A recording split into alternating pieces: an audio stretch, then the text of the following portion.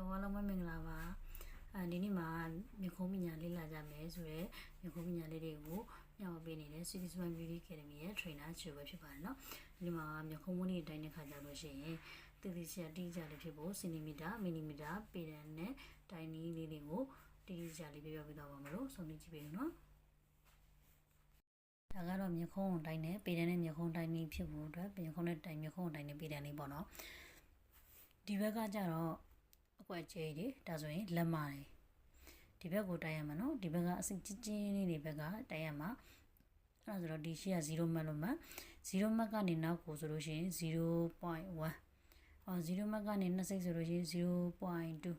တကယ်လို့0မှတ်ကနေ9စိတ်ဆိုရင် 0.9 မီလီမီတာဒါက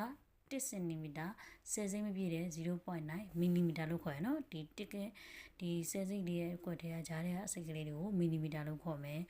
တကယ်လို့အဲ့ဒီ1ကိုကျော်သွားပြီ1ရဲ့နောက်ကနေ17စိတ်ဖြစ်မယ်1.1 စင်တီမီတာဘာလို့1ကိုကျော်ရင်1.1 စင်တီမီတာ1ကနေပြီးတော့9ကိုကျော်တယ်9ကိုရောက်တယ်ဆိုရင်1.5 စင်တီမီတာ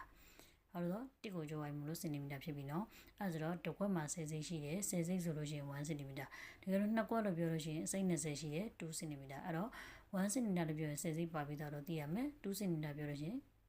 စိတ်20ပါပြီးသားပေါ့နော်တကယ်လို့မြန်3.3ဆိုလို့ရှိရင်ဒါ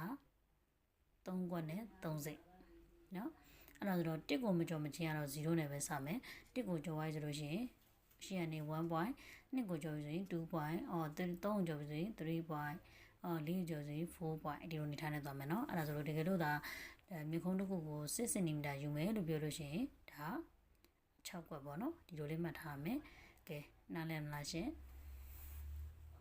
ဒါကမြေခုံးမွေးစတိုင်းတဲ့အခါမှာဒီကအခြေခံဖြစ်တဲ့မြေခုံးတိုင်းမှုတဲ့ပေတံကိုနားလည်ရမယ့်သဘောတရားလေးတွေပါနော်တကယ်လို့ဒီပေတံရဲ့သဘောတရားလေးနားလည်သွားပြီဆိုတော့ဟိုကမြေခုံးမွေးတိုင်းပြတဲ့ခါကျလို့ရှိရင်ချက်ချင်းနားလည်သွားမှာနော်